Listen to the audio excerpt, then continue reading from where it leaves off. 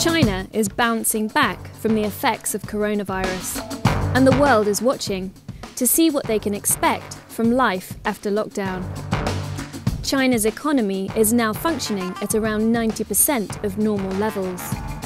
90% is an incredible achievement, but in practice it will feel very, very strange. A 90% economy may not sound too bad, but for many it could be catastrophic. Some of the worst unemployment numbers in this country's history. 6.6 million plus people laid off in a single week. It wouldn't be that surprising if we think we're kind of through the worst of it, we end the lockdown, and then things start to get even worse. As global lockdowns ease, the economy faces the greatest challenge in living memory. Here's what you need to know.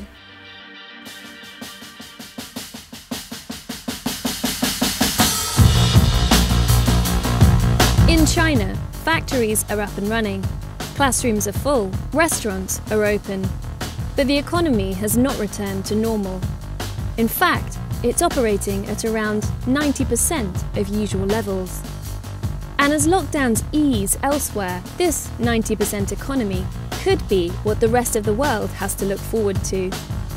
Regardless of how countries have dealt with the pandemic, it's becoming clear that once businesses have to operate with social distancing in place, the economy can be expected to shrink by about 10%, whether that's in South Korea, America, or Sweden.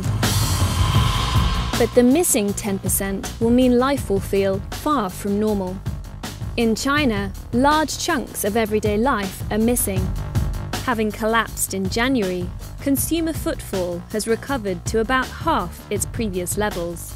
Hotel occupancy is still down by around 50%, and 75% fewer people are flying. What's mainly in the missing 10% is stuff that is hard to do if you're trying to social distance. So things like restaurants and hotels, theatres, cinemas. And crucially, it's also the way in which people tend to have fun. So it's a world where you work, and then as soon as the day is over, you immediately get back to your house as fast as possible. This dip in so-called fun spending will continue even after lockdowns are relaxed. In Sweden, most people were never asked to stay at home during the pandemic.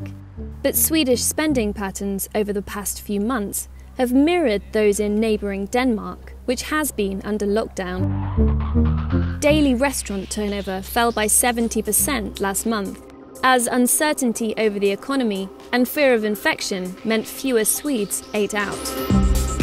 And while overall Danish spending fell by 29% during lockdown, Swedes cut their spending by almost as much.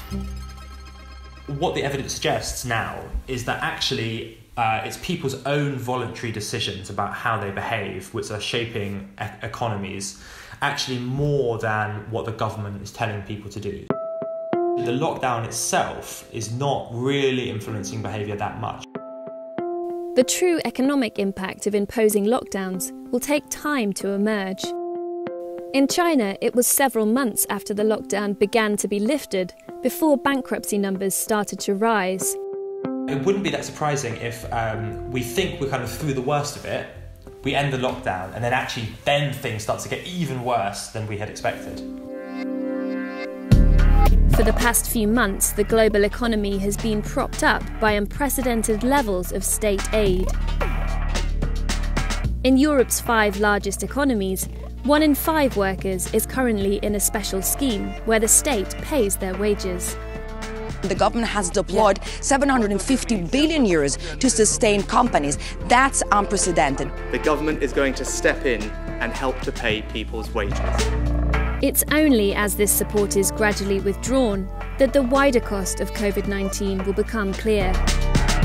It will feel quite sort of uncertain because no one really knows how businesses and households are going to be able to survive weeks and months of much lower incomes. It will impact all levels of the economy. Let's take a look at one scenario. A small business owner runs a chain of restaurants. When the pandemic hits, he takes out a loan and furloughs his staff. He's not alone. In March, more cash was handed out to UK businesses than in any month since records began. After lockdown, he reopens, but business is slow, so he makes staff redundant and closes a restaurant as he can't pay the rent.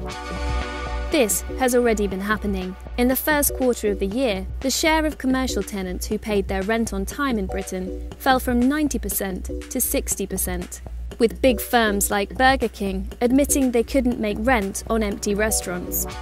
Without these rent payments, his landlord can no longer keep up with her mortgage.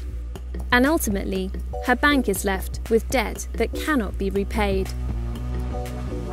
The problem with all of these losses across the economy is that someone eventually has to sort of admit that they are going to bear these losses, and the kind of consequences of that for business confidence and for investment could be very significant.